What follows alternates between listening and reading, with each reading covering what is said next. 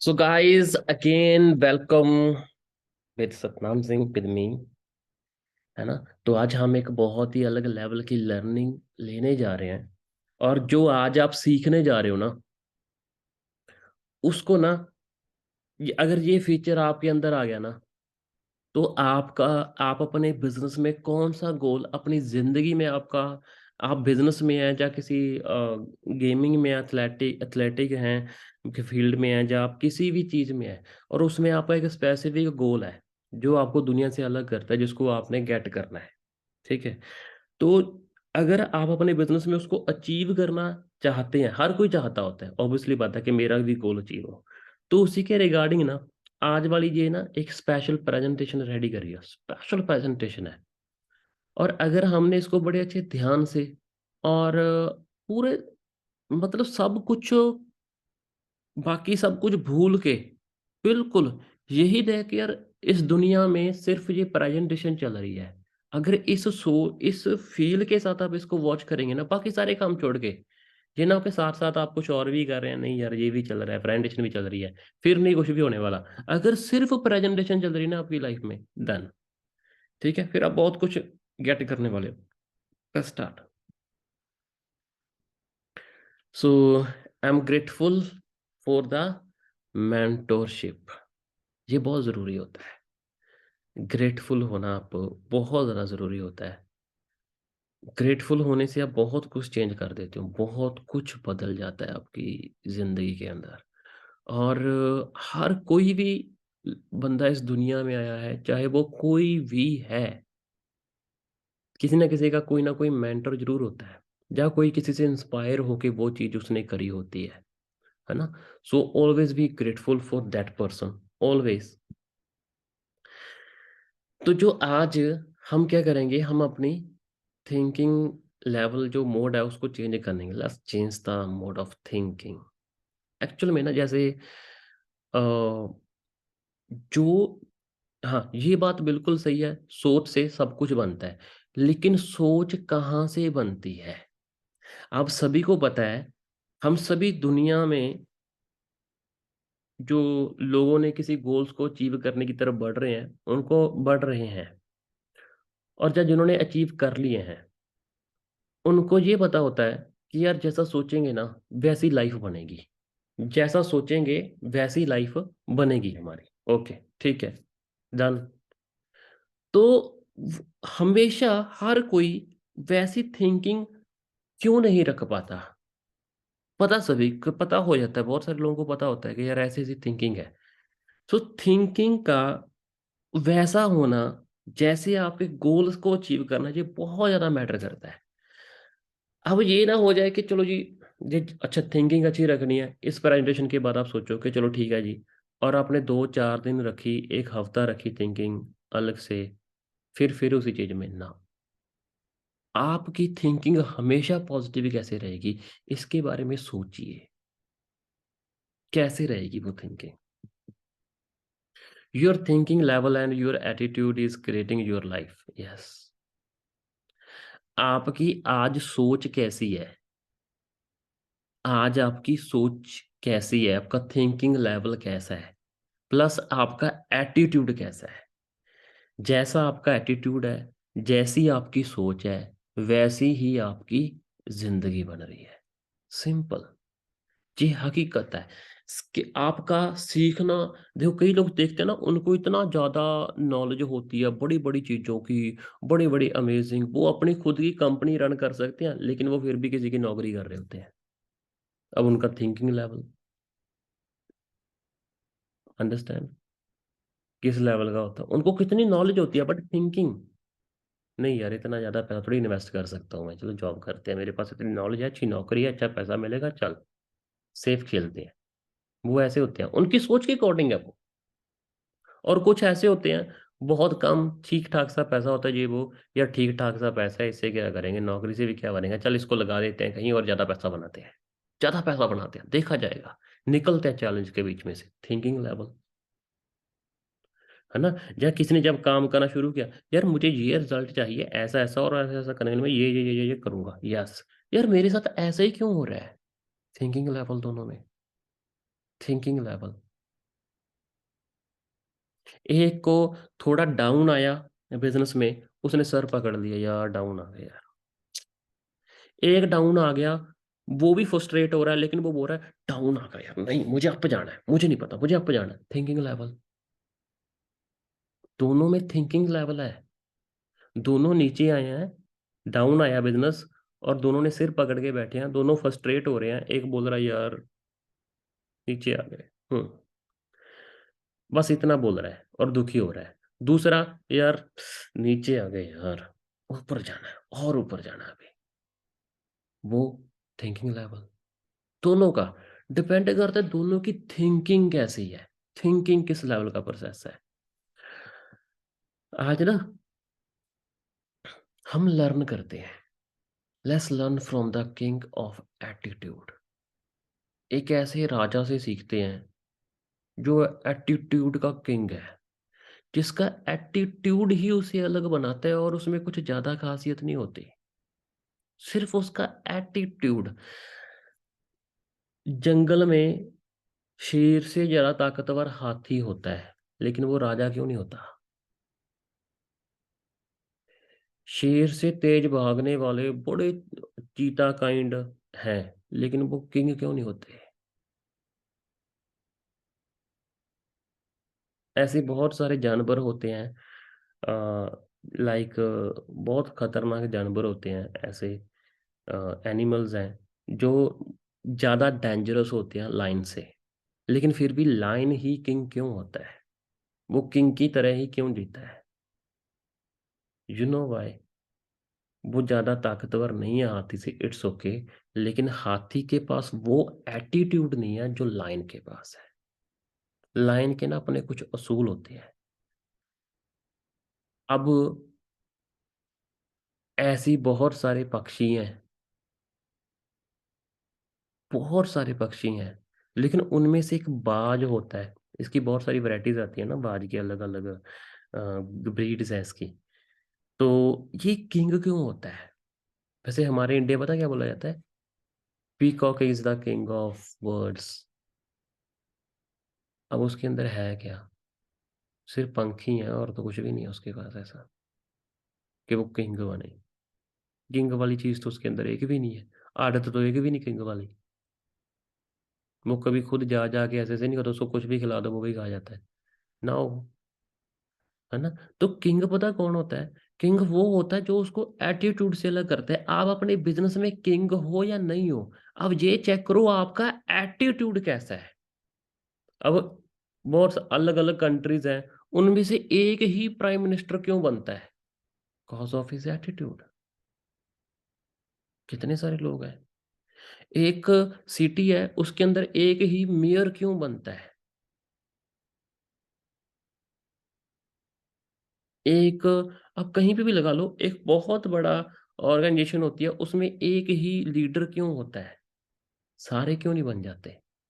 और बहुत सारे लोग उसको एक्सेप्ट भी कर लेते हैं, यस इट्स आवर लीडर, क्योंकि उनका एटीट्यूड फॉलोवर बनने वाला होता है, उस सामने वाले बंदे का एटीट्यूड किंग बनने वाला होता है। ऑलवेज।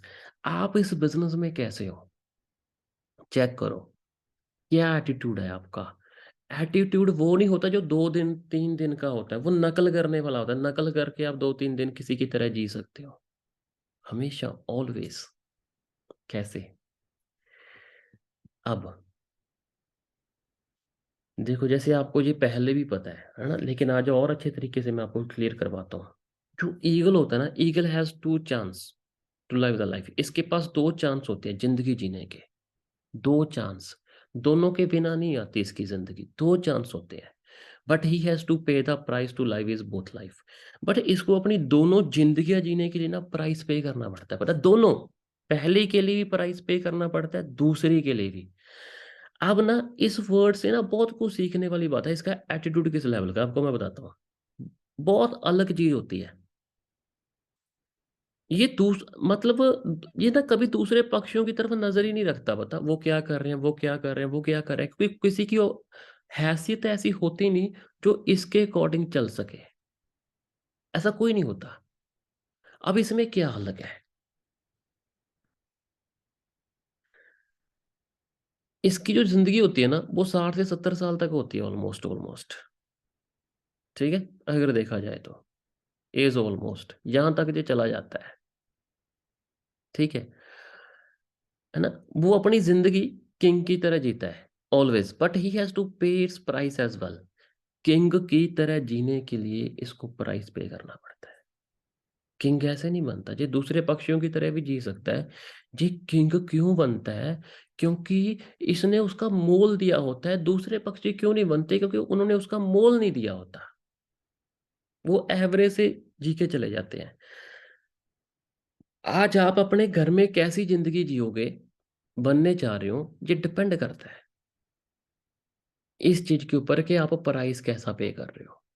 अगर तो आपने अपने घर वालों जैसा ही प्राइस पे किया तो नेक्स्ट उनके जैसे आप बनोगे। अगर आपने उनसे प्राइस अलग पे किया तो आप एक अलग लेवल के पर्सन बनने जा रहे हो, बिल्कुल अलग। है ना। अब इसको दो जिंदगियां जीने के लिए इसको प्राइस पे करना पड़ता है, क्योंकि जैसी लाइफ जीने के लिए प्राइस पे करना पड़ता है। बिजनेस में किंग जैसी लाइफ जीने के लिए, बिजनेस भी बहुत सारे लोग करते हैं, सिर्फ बिजनेस करने से कुछ नहीं होता। आपकी बिजनेस में अलग पहचान है, आपके पास बहुत सारे लेवल्स हैं जो आपको चाहिए। फर्क वहां पे पड़ता है हमेशा।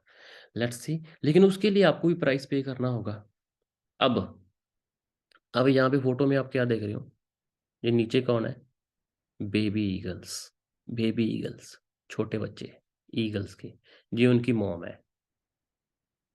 मतलब गुस्से से देख रही है इनको, शायद इन्होंने कुछ गलती कर दी। चलो कोई बात नहीं, इनके पड़ेंगी, हमें क्या।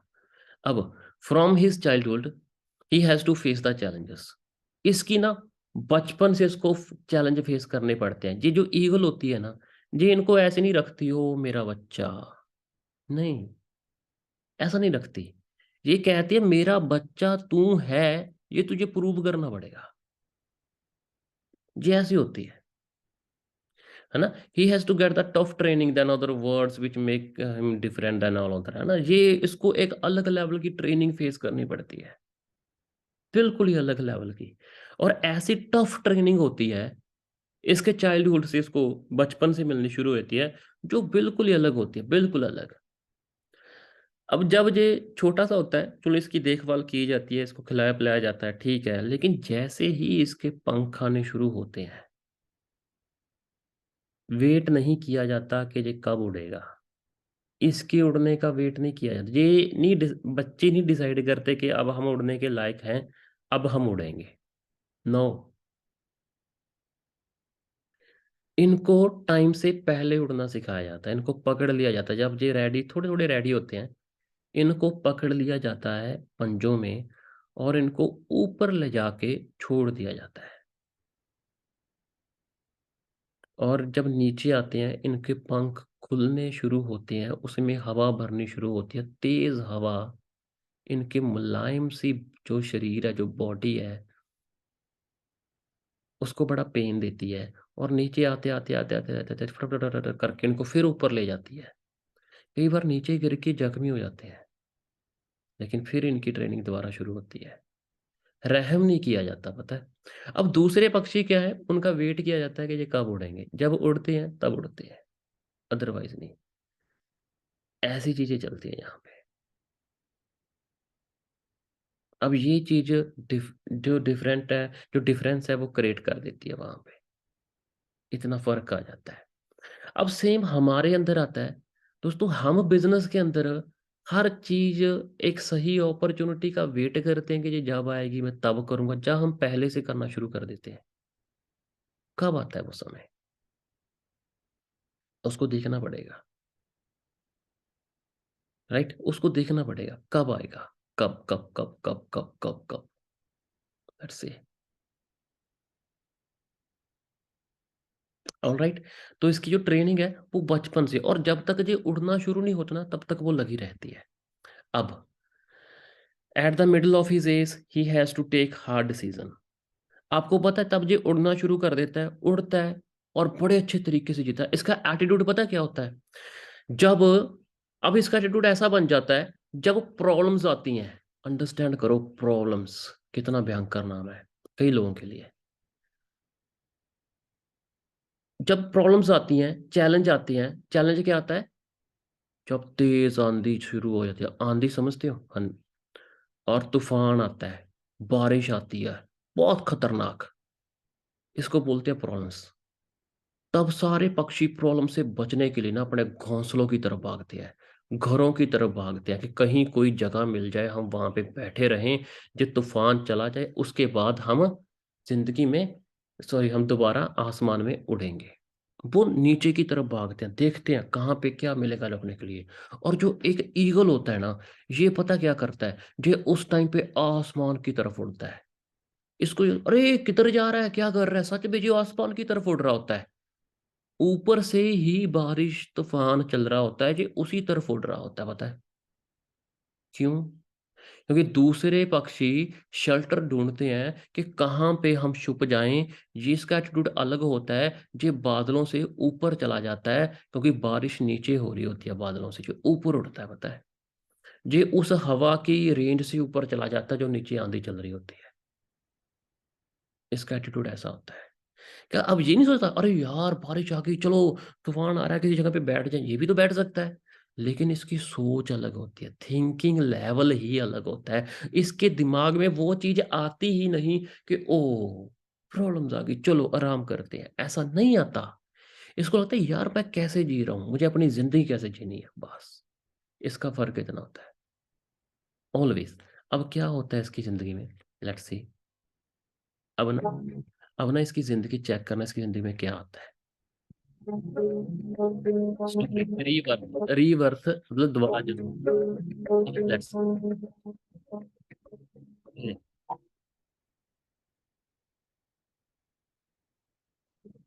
This is a story of an eagle.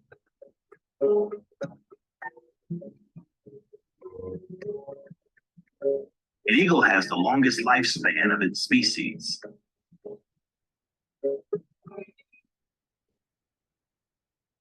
It can live up to 70 years.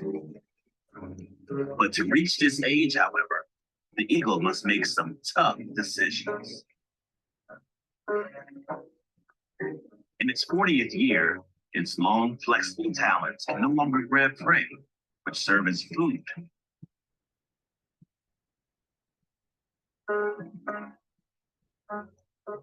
Its long, sharp beak begins to bend.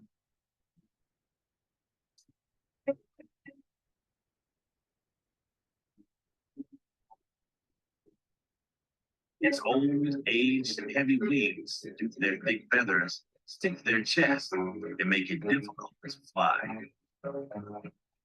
Then the eagle is left with only two options: die or go through the painful process of change. The process requires that the eagle fly to a mountaintop and sit on its nest. There, it knocks its beak against a rock until it plucks it out. Then the eagle will wait for a new beak to grow before it plucks out the talons. When the new talons grow back, the eagle starts plucking its thick, heavy feathers.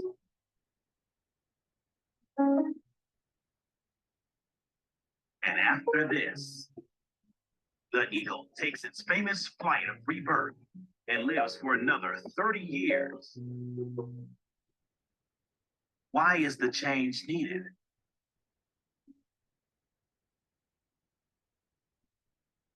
To survive and live. We too have to start the change process. We also have to pluck our unpleasant memories, negative habits, and fixed mindset. Only freed from the past burdens can we take advantage of the present.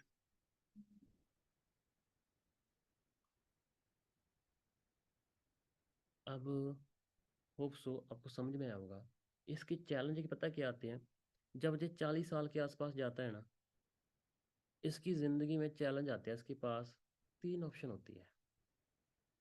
वो क्यों आती है? क्योंकि एक तो इसकी चोंच बहुत ज्यादा बड़ी हो जाती है, वो मुड़ जाती है ऐसे, जो शिकार नहीं कर पाता। दूसरे जो इसके विंग्स हैं, इसके पंख होते हैं, वो इसकी चेस्ट से चिपक जाते हैं, मतलब बहुत भारी हो जाते हैं, चिपके रहते हैं, उड़ने में बहुत तकलीफ होती है, बहुत कम उड़ान बढ़ता है ये। तीसरा क्या होता है, इसके जो नाखून है ना, वो बहुत ज्यादा बड़े हो जाते हैं, मुड़ जाते हैं, वो किसी भी जानवर को पकड़ नहीं सकते ऐसे, ये चलता है। तो इसके पास तीन ऑप्शन होती हैं, सब कुछ छोड़ दे और अपनी बॉडी जो शरीर है उसको त्याग दे, मर जाए, इट्स ओके, कुछ ही दिनों में मर जाएगा। ये ऑप्शन होती है इसके पास। दूसरी ऑप्शन इसके पास ये होती है, मेन ऑप्शन, जो दो ऑप्शन में अगर हम इसको डिवाइड कर लें, कि दोबारा एक नई जिंदगी जिए, लेकिन उसके लिए पेन झेले, बहुत ज्यादा पेन। एक ऑप्शन और भी होती है कि जा फिर मरे हुए जानवर खाना शुरू कर दे, लाइक होते हैं ना वो गीद काइंड होते हैं वैसे। तो ये भाई साहब ना तो मरना एक्सेप्ट करते हैं, ना मरे हुए जानवर खाना पसंद करते हैं, ये पेन लेके नई जिंदगी जीना चूज करते हैं। ये ना जंगलों में एक चला जाता है, किसी पहाड़ों पे, किसी जंगल में, या किसी सुनसान जगह पे, वहां पे अपना एक घोंसले में चला जाता है, बहुत ऐसा वैसा बनाता है ये। और वहां पे जाके पता क्या करता है, ये सबसे पहले ना अपनी चोंच तोड़ देता है, पत्थर पे मार मार के लहू लुहान हो जाता है, और फिर इंतजार करता है नई चोंच आने का। जब नई चोंच आती है ना, फिर उसी चोंच के साथ ये अपने पंख उखाड़ता है खुद, अपनी बॉडी से, और खून से लथपथ हो जाता है, उड़ नहीं सकता, बिल्कुल भी बेसहारा होता है, और वेट करता है नए पंख आने का, नए विंग्स। जैसे नए विंग्स आते हैं, फिर ये पत्थरों पे जाके अपने जो पंजे होते हैं, जो नाखून होते हैं, वो तोड़ देता है। फिर वेट करता है नए नाखून आने का। और आपको पता है ये प्रोसेस कितने दिन की होती है?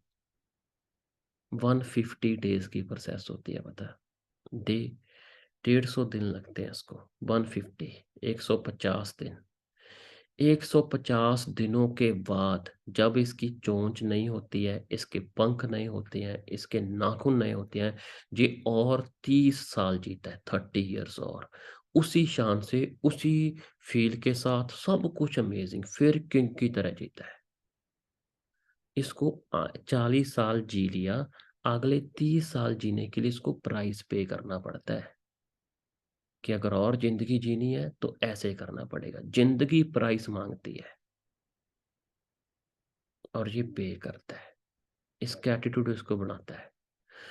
So let the challenge make you strong. जब चैलेंज आते हैं ना, उनको कमजोर ना बनने दो। ईगल अपने आप को मरे हुए जानवर खाने के लिए मजबूर नहीं करता, कमजोर नहीं बनाता अपने आप को। वो उनसे और स्ट्रांग वो बनता है, वो बोलता है यार थोड़े बुढ़े से हो चुके हैं, जंग बनते हैं, पंख ही उखाड़ देता है ना। Challenges means growth. जब चैलेंजेस लाइफ में आ जाए ना, इट मींस ग्रोथ होती है। तब दिमाग चलाने का समय होता है कि इसको कैसे सेट किया जाए, कैसे इसमें से आगे निकला जाए, इसको सॉल्व कैसे किया जाए। ना कि मुंह उठा के देखने का क्या सोल्यूशन देंगे सर, कुछ नहीं है, चलो कुछ नहीं बनने वाला, फिर नहीं।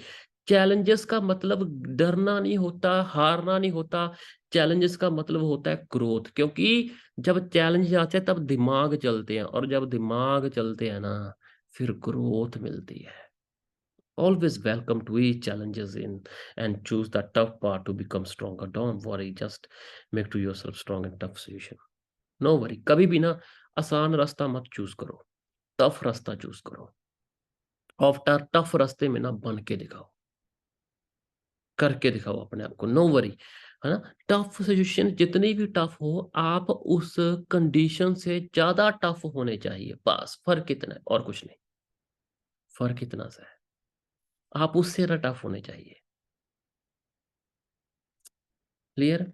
तो चैलेंजेस को आप स्ट्रांग बनने के लिए यूज करो, उनको यूज कर लिया करो।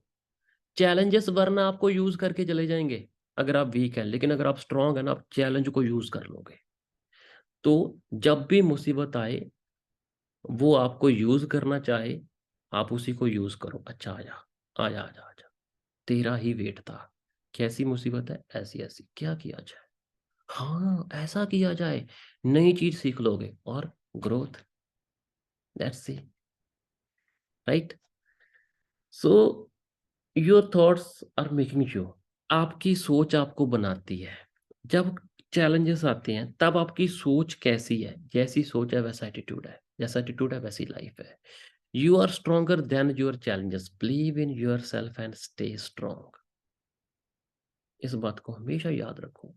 आप स्ट्रॉन्ग हो अपने चैलेंजेस से। जिसके चैलेंजेस बड़े होते हैं ना, वो ज़िंदगी में हार जाता है। जिसके जो अपने चैलेंजेस से बड़ा, किसी से बड़ा नहीं बनना ज़िंदगी के अंदर, सिर्फ़ अपने चैलेंज से बड़े बनो। जो चैलेंजेस आपकी ज़िंदगी में ना, उससे बड़े बनो and believe in yourself, stay strong. विश्वास रखो अपने आप में, स्ट्रॉन्ग बनो। Clear? So thank you so much. Hope आपने यहाँ से एक बहुत अच्छी चीज़ सीखी होगी। अब क्या है, अब इसको सीखने के बाद ना, हमें इनको इम्प्लीमेंट करने की ज़रूरत है लाइफ़ में। Be an eagle, think like an eagle, है ना? Adopt that attitude like an eagle, है ना? And live the life like as an a king. Okay? Just believe on yourself. Challenges को स्ट्रॉन्ग बनने के लिए यूज़ करो, नॉट वीक। उनको लॉ मत करो वीक बनाने में आपको। आप अपने आप को लॉ करो स्ट्रॉन्ग बनने में। ठीक है? So thank you so much. Love you all.